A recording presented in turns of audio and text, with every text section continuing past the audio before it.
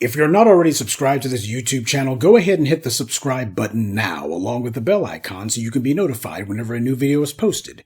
And if you're already subscribed, check and make sure that YouTube hasn't unsubscribed you. And of course, be sure to give the video a like as well as share it on your social media. The white supremacists hate that. And now, the Sunday address. Tonight I want to go ahead and put a capstone on a particular subject that's very important by addressing a group of people who are completely unimportant. Yes, we're talking about the Tethers. I know that there's going to be those who will say that this follow-up is unnecessary, but I think that it is because the most important part of communication is always clarity. And I feel that my earlier remarks from a little over a week ago were perhaps not clear. Obviously, we don't want a conflation of Tether with Immigrant family. They are two completely separate, different groups. The only thing that our black immigrant family and the Tethers have in common is accidentally being born in the same geographical location. The problem comes in that the Tethers cosplay as being us, but they began their career of hiding in sheep's clothing by pretending to be black immigrants who came to the U.S. with honorable intentions. The Tethers are one of the main reasons why Africa and the Caribbean are in the shape they're in. They're the ones who did the most to utterly destroy the loyalty system that blacks outside the U.S. should have had and been able to rely upon. But why are we being so strident and aggressive about calling them out, some may ask? Well, when you have graffiti on the wall, you can't remove it with a feather duster. You gotta bring in a sandblaster. There's just no other way. If the Tethers are going to be cast out, then they have to be cast out. And that will involve making sure that any others who are hoping to walk in their footsteps can't. The political and social pathways that they use have to be identified and dismantled so that nobody else can come along after them and duplicate their treachery. For the longest time, we tried to tiptoe around the issue, and all that did was allow more of these turncoats to come to the U.S. and begin bad-mouthing us and stabbing us in the back. It increased the political confusion. But understand that the Tethers are the enemies not merely of foundational black Americans, but of all black people worldwide, whether you reside in the U.S. or not, whether you happen to be of our bloodline or not. We have a common enemy, one who's been betraying us since before the first white slavers showed up on the shores of Africa or the Americas. Now, the overwhelming majority of Tethers came to the United States since the mid-1960s, when black Americans kicked open the door for them. And that being the case, it is impossible to talk about them without addressing the fact that they don't come from the United States. They came from abroad. Now, we also happen to have a lot of black folks who came from abroad, and they're not with the BS, and as a result, some of them may feel some kind of way when we address this issue because they also immigrated here. But let me tell you something. If the only thing you have in common with the Tethers is that you both are immigrants, then you don't really have anything in common with them because you don't share a common mentality. And as I've always said, blackness is supposed to be more than just whether or not you got a requisite amount of melanin. It also comes down to your mentality. The Tethers are and have always been fighting a war against black people worldwide. That being the case, they have to face opposition on all sides. Now, of course, you got a lot of the immigrant family who will say, these guys don't speak for us. While I don't doubt that that's true, it is true that they're not getting enough pushback yet either. As long as the Tethers think that there's not enough black immigrants who are going to call out their off-code behavior and won't do it aggressively, then they are speaking for you. The Tethers have to be shut down and shut up. It is the responsibility of everyone to make sure that nobody speaks for us except us. And that's why you see black Americans doing what we're doing. We realized it wasn't enough for us to just grumble amongst ourselves about what the Tethers were doing. This was a problem that was allowed to fester for generations. It was on the tip of everyone's tongue, but nobody wanted to say it out of fear of fracturing some Pan-African unity that, truth be told, never existed. Can Pan-African unity become a reality? I think that it can. In fact, I think that it should. But not like this. We got a lot of house cleaning and a lot of repairs to do before that happy day can arrive. As black Americans, we gave birth to an overarching definition of blackness, one that crossed all pre-existing lines. As a result, that made it possible for us to unify here. And black people in the Caribbean, they only did it once in Haiti. And then it immediately fell apart afterwards. And as for Africa, Jamaica, and the rest of the islands, we have to put it bluntly, family, black unity never happened in those places at all. The previous generations in the U.S. had a false assumption that all black people worldwide were serious about black empowerment like we are, but that just wasn't true. So it was this generation, starting with Generation X, continuing with the Millennials and Gen Z, who have gotten serious about finding out why these things never happened, and about separating ourselves from the people who don't want black empowerment. As I've said for 15 years now, we have to take a hard-nosed approach to our power, and that's not going to please everyone, but power isn't about making everybody else happy. It's about getting what you need. So I want to be clear that if you happen to be a black immigrant who just so happens to listen to my content and you consider yourself to be B1, then you need to also be calling out these tethers too. They are the enemies of all black people who want empowerment. So we all have to be uncompromising about making it clear they're not with us. Any of us. In an earlier video, I had said that there's an uncomfortable conversation that has to do with immigration in general, and it strikes at the heart of why so many immigrants claim that they feel quote-unquote like they don't fit in. Immigration, especially transnational immigration, is the result of people who were trying to get out of the way of something. They were trying to run away from something. Well, why do people do that? Because there was some circumstance that came along and forced them to have to move. Now, where did they go? Usually to a place where there were people who were strong enough where they didn't have to flee. It's just a fact that when a group of people are trying to get away from a particular circumstance, they don't go and live in a place where the locals are also trying to leave. Now, where tethers are concerned, they all will break their necks to get into the United States. There's plenty of places around the world with higher standards of living than Africa or the Caribbean, places that are closer to them geographically, and that have immigration laws that are far more lenient. So why do they decide that they have to get to the U.S. or bust? Because the U.S. has a population of black people who have made it where this is a place with the highest standard of living for black people in the world because we made it that place.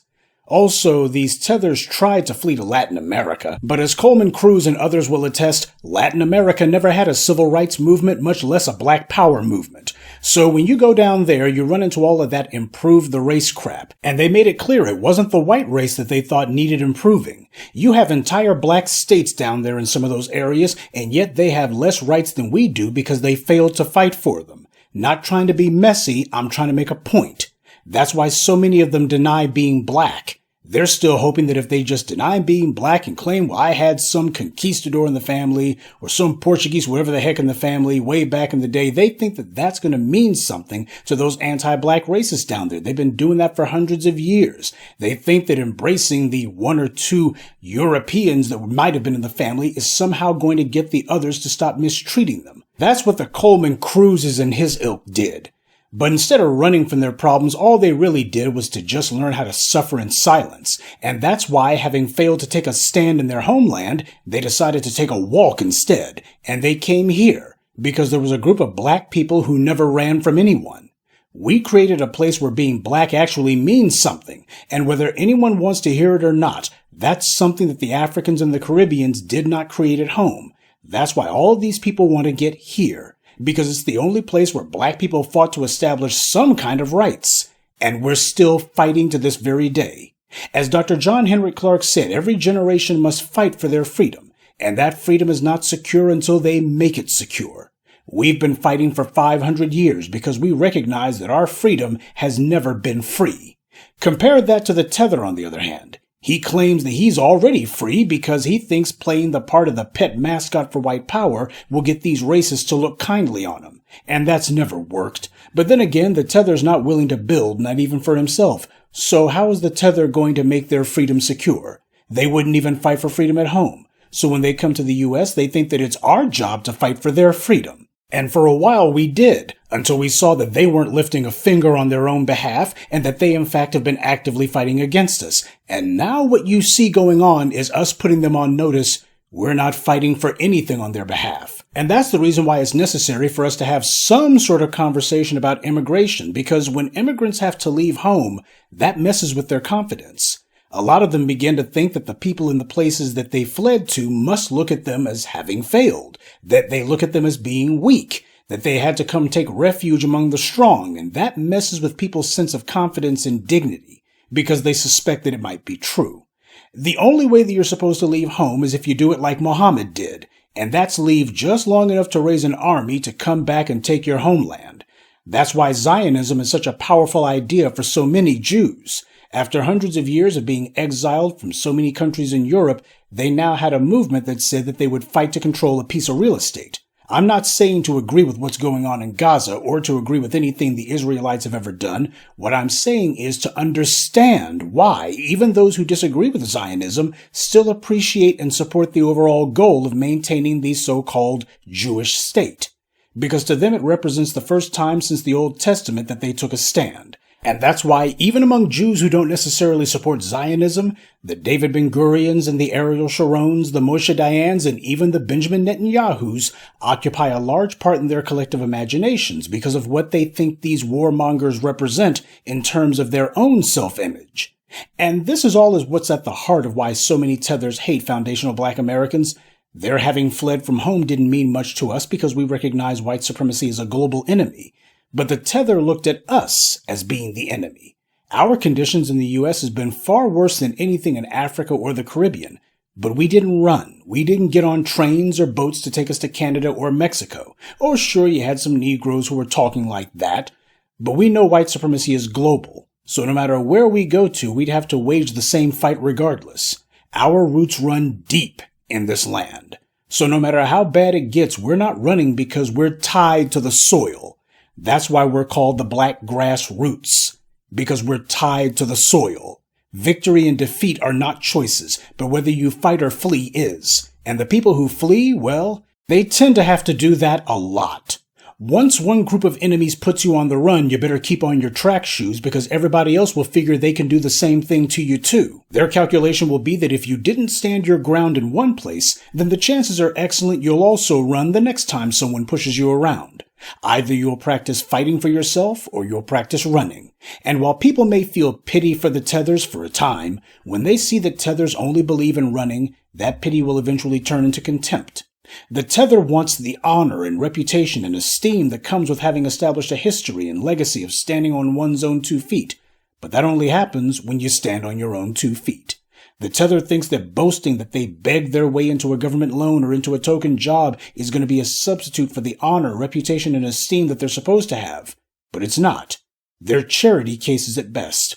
When the Tether has to tell their story, they don't get to talk about what they built. They can't talk about any battles they won or deeds they accomplished. All they have is a sob story and a sad tale about either colonialism or a corrupt government or what have you. But what they don't have are any valiant stories of victory.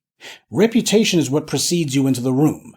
And when a foundational Black American comes into the room, everyone from Frederick Douglass to Dr. Claude Anderson precedes us. When the Tether comes into the room, what reputation precedes them? What do people think about when a Coleman Cruz enters the room? What esteem does Candace Owens have? She doesn't even dare to mention the Caribbean where she's from because she can't point to any victories there, certainly none that she created. Notice that? As much as Candace Owens attacks Black Americans, shouldn't she be lecturing us about what a paradise that she built down in the islands? Instead, Candace Owens fled, and she makes a living kissing white supremacists' behinds full time. Now, they may like the lies that she spouts, but no white supremacist has ever said that they respect Candace Owens, even before she began biting the hand that fed her. And notice how Candace Owens has never talked about the Caribbean as being a bastion of peace and prosperity, because it's not. All of the grimy, slimy stuff that she says about Black Americans goes several times over for the place that she's from, and yet she doesn't mention that at all. She's trying to talk down about Black Americans, but she doesn't have the ability to talk up about home. She claims to be so educated that she's more educated than the average Black American. There's another talking point. But can anyone tell me of any prestigious university in the place that Candace Owens has come from? If some Tether is going to try to claim that Black Americans don't work hard, then I'm going to be looking at the places they came from to see whether or not these are bastions of industry and hard work. Or are these places basically very poor, and that they don't have any factories to speak of, certainly none that the locals made? If someone's going to be claiming that they're better educated than Black Americans are, then the first thing I'm going to be doing is looking at their educational infrastructure. What kind of universities have they established? What kind of research institutions have they pioneered? If the only thing that they have is that they got a degree from someplace and they immediately got on the first thing smoking to the U.S., what that tells me is clearly their education didn't do them a whole lot of good because, as Dr. John Henrik Clarke explained, the entire reason that you educate the young is to teach them how to hold the state together. But if people get an education and their first move is to immediately leave home, that means they don't care about holding the state together. They don't even care about home. And this is why the Coleman Cruzes and the Candace Owens and others, they decide that they're going to attack us full time, because they figure that if they talk trash about us enough, it will distract people from the fact that these tethers don't have any sort of wins at all. They can't point to anything and say, this we have done, because the tether only did one thing. They ran. So to our immigrant family, from wherever it is that you hail, whether it be from the Caribbean, Africa, or anywhere else for that matter, you have a responsibility and obligation to stand up for yourselves, because if you don't, you're going to be letting these tethers be the face of your group, and you should never do that. It's time for black people worldwide to stand on our own 2 feet, speak with our own voice, and not allow these bootlicks and these clowns and meat puppets that white supremacy has propped up to try to palm themselves off as speaking for us. And that means any of us. It is not some victimless crime when the tethers are running their mouths and the people who come from the places that they do don't immediately slap them down. This gives the tethers room to operate. That's the lesson of the last 65 years in this country. As black Americans, we saw what the problems were, but we were hoping that these guys would grow out of it, that they would drop that nonsense, but they never did. In fact, they only got worse. We're refusing to allow the tethers to camouflage themselves and try to hide amongst us any longer. And with the black migrant family, we implore you to do the same. Don't let the tethers try to tie themselves to you. Good evening, and be one. I'd like to take a moment to mention some of our contributors. Maurice Soul, Mark Anderson, Janitha Blue, Alice Ransom, and Kenneth Prescia. Salute to them, and thank you to everyone for listening, liking, and sharing this message. Black empowerment only exists because of you.